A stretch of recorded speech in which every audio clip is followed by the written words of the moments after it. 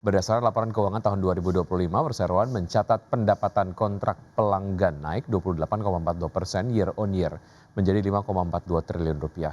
Lebih lanjut, manajemen menyatakan dengan liabilitas perseroan yang sudah turun signifikan dan ekuitas meningkat.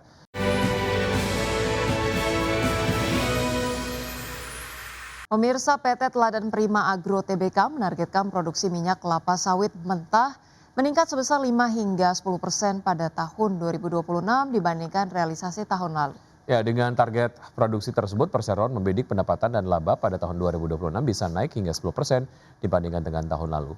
Berdasarkan laporan keuangan tahun 2025, perseroan mencatat pendapatan kontrak pelanggan naik 28,42% year on year menjadi 5,42 triliun rupiah. Lebih lanjut, manajemen menyatakan dengan liabilitas perseroan yang sudah turun signifikan dan ekuitas meningkat, perseroan memiliki strategi untuk mempercepat pertumbuhan anorganik dengan mengakuisisi perusahaan yang bergerak di bidang kelapa sawit. Adapun pada tahun 2025 lalu, perseroan telah merampungkan akuisisi PT Cipta Davia Mandiri di Kalimantan Timur.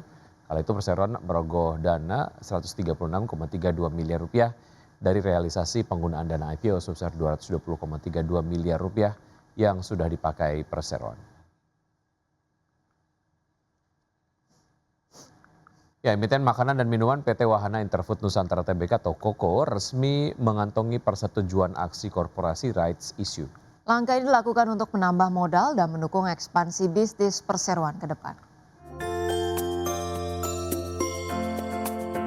Rapat umum pemegang saham COCO yang digelar pada 17 April 2026 menyetujui penambahan modal melalui penawar umum terbatas atau PUT3 dengan hak memesan efek terlebih dahulu. Dalam aksi ini, perseroan berencana menerbitkan lebih dari 10,6 miliar saham baru dengan nilai nominal Rp100 per saham. Selain saham baru, COCO juga akan menerbitkan waran yang menyertai HMETD. Jumlah waran yang diterbitkan maksimal 35% dari total saham yang telah di-store penuh. Langkah ini sekaligus diiringi dengan persetujuan peningkatan modal dasar perseroan dari Rp400 miliar menjadi Rp3 triliun. Direksi COCO diberi kewenangan penuh untuk menentukan skema final aksi korporasi, termasuk harga pelaksanaan, jumlah saham dan waran, serta jadwal right issue.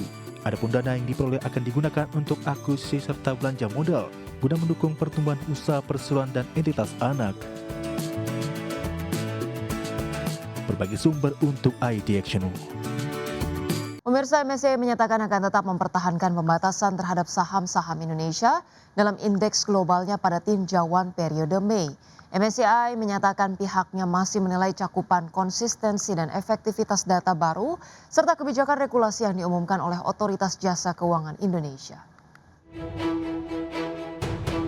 MSCI menyatakan akan tetap mempertahankan pembatasan terhadap saham-saham Indonesia dalam indeks globalnya pada tinjauan periode Mei, sembari melanjutkan evaluasi terhadap reformasi transparansi pasar yang dilakukan pemerintah Indonesia.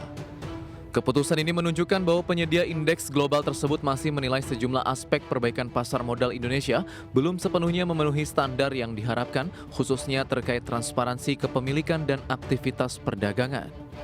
MSCI menyatakan pihaknya masih menilai cakupan, konsistensi dan efektivitas data baru, serta kebijakan regulasi yang diumumkan oleh Otoritas Keuangan Indonesia. Evaluasi lanjutan dijadwalkan akan disampaikan dalam tinjauan Juni. Dalam keputusan terbaru untuk periode Mei, MSCI menegaskan akan tetap membekukan peningkatan faktor inklusi investor asing, serta jumlah saham yang dihitung dalam indeks untuk emiten Indonesia. Selain itu, saham Indonesia juga belum akan dimasukkan ke dalam indeks pasar yang dapat diinvestasikan dan tidak akan mengalami peningkatan kelas dari segmen kapitalisasi kecil ke standar. Langkah ini berarti akses Indonesia terhadap arus dana global berbasis indeks masih akan tetap terbatas sampai MSCI melihat adanya peningkatan yang lebih meyakinkan dalam kualitas data dan transparansi pasar. Sebelumnya pada akhir Januari, MSCI memberikan peringatan bahwa Indonesia dengan nilai pasar sekitar 1,4 triliun dolar Amerika Serikat berpotensi diturunkan statusnya dari emerging market menjadi frontier market akibat isu transparansi. Peringatan itu sempat memicu tekanan signifikan pada indeks harga saham gabungan dengan nilai kapitalisasi pasar menyusut sekitar 120 miliar dolar Amerika Serikat. Berbagai sumber IDX Channel. Pemirsa, harga minyak melesat pada perdagangan Senin didorong oleh meningkatnya ketidakpastian terkait prospek perundingan damai antara Amerika dan Iran setelah kembali pecahnya konflik di sekitar jalur vital Selat Hormuz.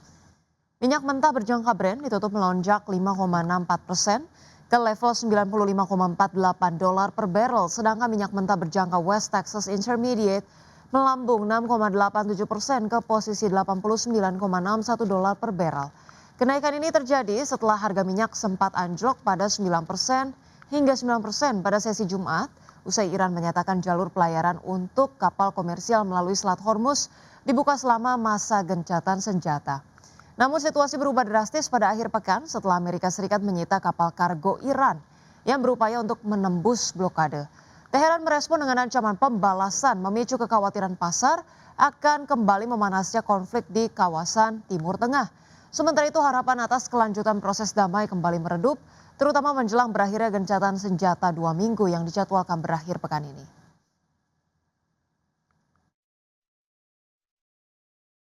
Baik, selanjutnya kami update pemirsa bursa global. Untuk bursa Wall Street sedikit melemah pada perdagangan Senin, meski ketiga indeks utama sebelumnya mencatatkan rally 3 pekan berturut-turut. Adapun tekanan muncul di tengah meningkatnya kembali ketegangan geopolitik antara Amerika Serikat dan Iran yang menimbulkan keraguan atas keberlanjutan gencatan senjata yang sedang berlangsung.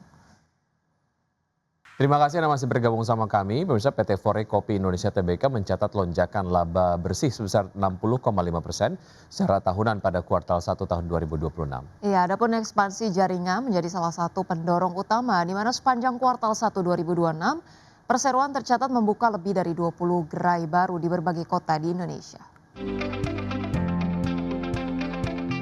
PT Fore Kopi Indonesia Tbk mencatat lonjakan laba bersih sebesar 60,5% secara tahunan pada kuartal 1 2026 menjadi 9,4 miliar rupiah, menunjukkan ketahanan kinerja di tengah tekanan musiman Ramadan dan ketidakpastian global. Berdasarkan keterbukaan informasi Bursa Efek Indonesia, pertumbuhan tersebut ditopang oleh kenaikan pendapatan yang melesat 52,4% menjadi 444 miliar rupiah dari 292 miliar rupiah pada periode yang sama tahun sebelumnya. EBITDA turun meningkat 66,7% menjadi 81,1 miliar rupiah dengan margin yang melebar ke level 18,3% dari sebelumnya 16,7%.